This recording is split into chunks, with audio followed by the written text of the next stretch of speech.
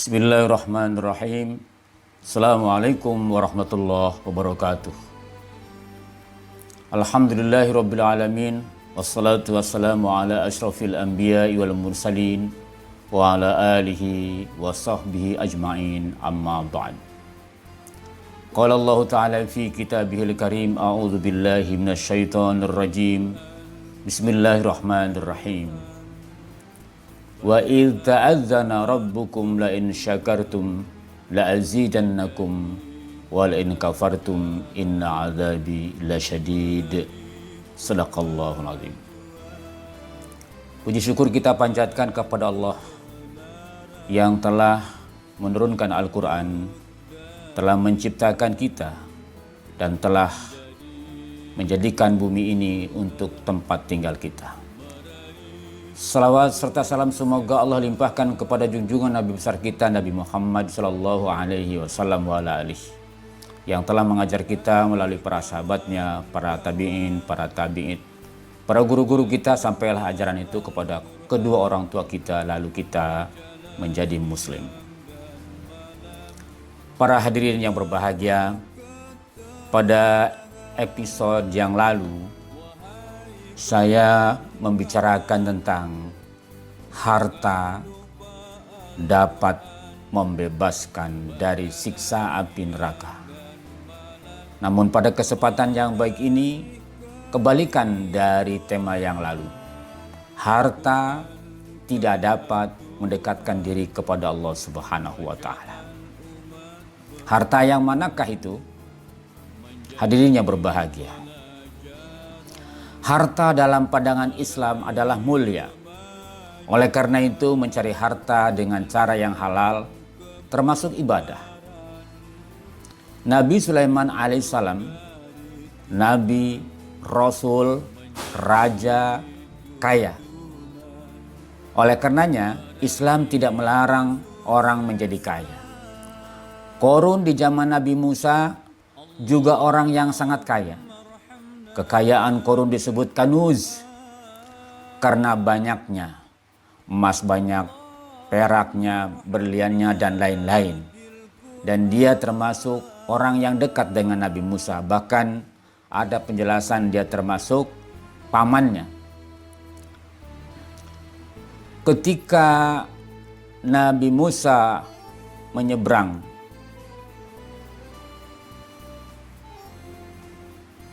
ketika Nabi Musa selamat dalam penyeberangan, termasuk Qarun yang selamat dalam penyeberangan itu.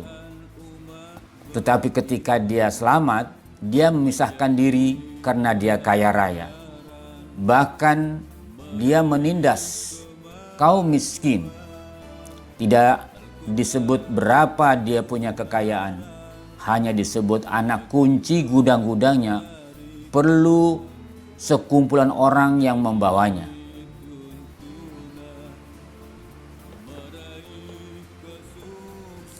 Ada yang mengatakan bahwa yang membawa kunci-kunci gudangnya itu ada yang mengatakan 15 orang, ada yang mengatakan 20 orang, ada yang mengatakan 40 orang. Katakanlah 15 orang membawa anak kuncinya itu sampai dia bungkuk-bungkuk. Nah, karena dia banyak harta, maka kemudian Qarun sangat sombong dalam kehidupannya. Salah satu tanda Qarun adalah dia sombong. Kalau dia keluar dari rumah, dia mempertontonkan kekayaannya. Antara lain dia diiringi oleh dayang-dayangnya, oleh pengawal-pengawalnya. Yang kedua, dia mengatakan bahwa kekayaan yang dia miliki tidak ada kaitannya dengan pemberian dari Allah Subhanahu wa Ta'ala. Dia mengatakan ini semua karena kepandaian saya, karena kehebatan saya, sebagaimana yang dijelaskan oleh Allah dalam surat 28 ayat 78. A'udzu billahi minasyaitonir rajim. Bismillahirrahmanirrahim. Qala innama utituhu ala ilmin indi. Awalam ya'lam annallaha qad ahlaka min qablihi minal quruni man huwa ashaddu minhu quwwatan wa aktsaru jam'a wa la yus'alu an dzunubihimul mujrimin an dzunubihimul mujrimun. Qarun berkata, sesungguhnya aku hanya diberi harta itu karena ilmu yang ada padaku. Dan apakah, kata Allah, ia tidak mengetahui bahwasanya Allah sungguh telah membinasakan umat-umat sebelumnya yang lebih kuat, lebih kaya daripadanya, dan lebih banyak mengumpulkan harta. Dan tidaklah perlu ditanya kepada orang-orang yang berdosa itu tentang dosa-dosa mereka. Hadirin yang berbahagia, ketika kita berkata bahwa harta yang kita miliki adalah hasil dari jerih payah kita, sebenarnya itu sudah sombong, bahwa bahkan itu sudah termasuk syirik. Nah, sama juga ketika Rasulullah SAW masih hidup, orang-orang Arab kaya, mereka juga mengatakan bahwa kami ini kaya, kami ini banyak anak, karena kami adalah disayang Tuhan. Karena Allah sayang kepada Tuhan, tandanya adalah kami diberi harta banyak, diberi anak banyak. Ini menunjukkan bahwa Tuhan sayang kepada kami, dan kami nanti di akhirat juga tidak akan diazab. Sebagaimana juga dijelaskan oleh Allah di surat 34 ayat 35. Wa qalu nahnu aktsaru amwalan wa auladan wa ma nahnu bimu'adzabin. Dan mereka berkata, kami lebih banyak mempunyai harta dan anak-anak daripada kamu, dan kami sekali-kali tidak akan diazab. Maksudnya apa? Maksudnya lah karena orang-orang kafir itu mendapat nikmat yang besar di dunia, maka mereka merasa bahwa mereka dikasih oleh Tuhan dan tidak akan diazab nanti di akhirat. Dijawab oleh Allah Subhanahu wa taala ayat berikutnya. Wa ma amwalukum wala auladukum billati tuqarribukum indana zulfa illa man amana wa amila salihan faulaika lahum jazaa'ud di'fi bima amilu wa hum fi ghurufati aminun. Allah menjelaskan kepada kita bima amilu wa hum fil ghurufati aminun, bahwa kata Allah Subhanahu wa taala, sekali-kali bukanlah harta dan bukan pula anak-anak kamu yang mendekatkan kamu kepada kami sedikit pun.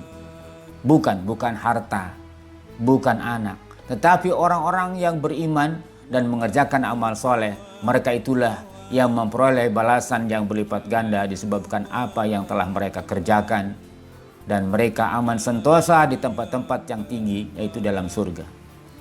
Allah menjelaskan kepada kita bahwa orang yang selamat nanti di akhirat bukan karena kekayaannya dan bukan karena banyak anaknya, tetapi karena iman kepada Allah dan karena banyak beramal soleh.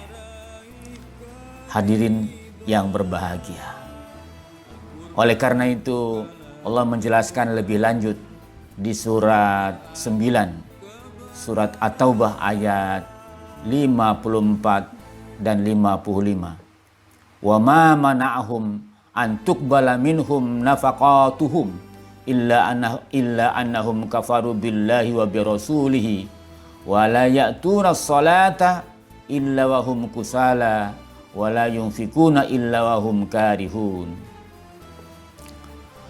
Dan tidak ada yang menghalangi mereka untuk diterima dari nafkah-nafkahnya, melainkan karena mereka kafir kepada Allah Subhanahu wa taala dan Rasulnya, dan mereka tidak mengerjakan sholat melainkan dengan malas, dan tidak pula mereka menafkahkan harta mereka melainkan dengan rasa enggan.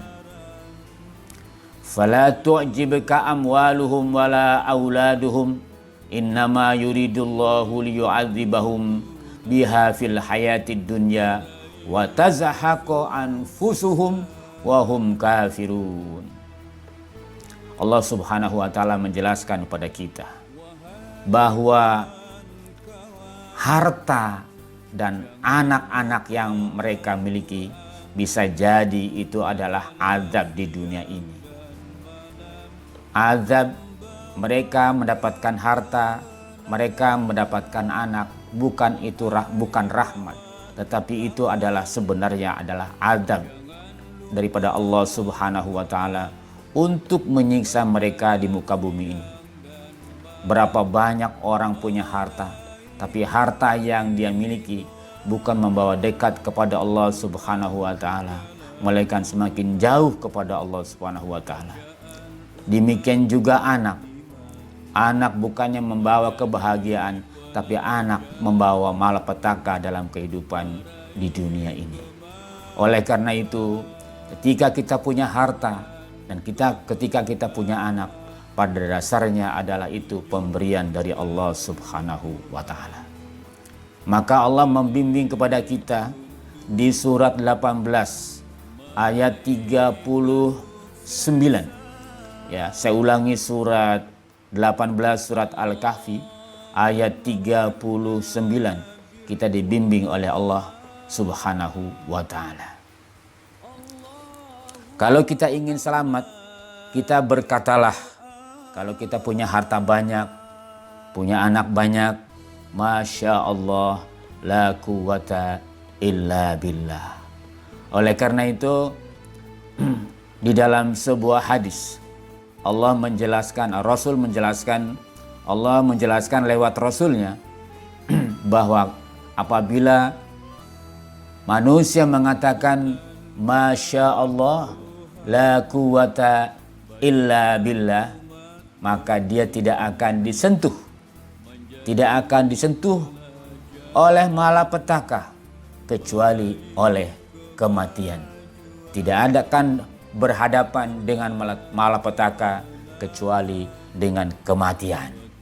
Jadi ketika kita banyak harta dan ketika kita banyak anak, berkatalah Masya Allah, la quwata illa billah, yang artinya sungguh semua apa yang ada ini sebenarnya adalah pemberian dari Allah Subhanahu wa ta'ala. Hadirin yang berbahagia, itulah yang dapat saya sampaikan, mudah-mudahan ada manfaatnya, karena pada episode yang lalu harta bisa menyelamatkan dari siksa api neraka. Pada kesempatan yang baik ini, harta tidak bisa menyelamatkan dari siksa api neraka karena kesombongan kita sendiri.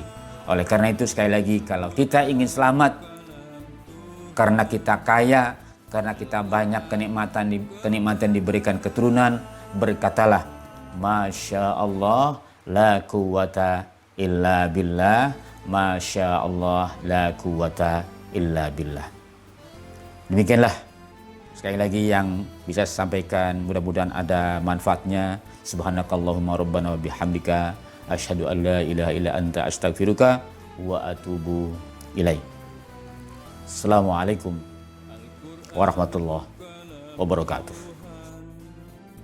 Bacaan umat beriman menjadi pelajaran meraih